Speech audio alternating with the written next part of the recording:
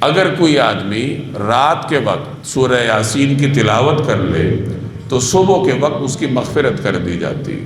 صبح وہ اس حال میں کرتا ہے کہ اللہ تبارک و تعالیٰ نے اس کی مغفرت کر دی ہوتی۔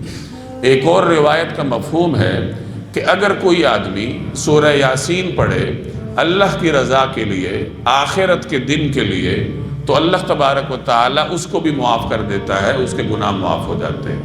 یعنی سورہ یاسین آپ اگر رات کو پڑھیں گے تو صبح ہونے سے پہلے مغفرت اللہ فرما دیتا ہے، دن کو پڑھیں گے اللہ کی رضا کے لیے، آخرت کے دن کے لیے، آخرت کے اجر کے لیے، پھر بھی مغفرت کا وعدہ ہے۔ ایک روایت کا مفہوم ہے کہ نبی کریم صلی اللہ علیہ وسلم نے فرمایا، جس کا مفہوم یہ ہے کہ میری خواہش یہ ہے کہ میری امت کے ہر آدمی کے دل میں یہ سورہ یاسین محفوظ ہو۔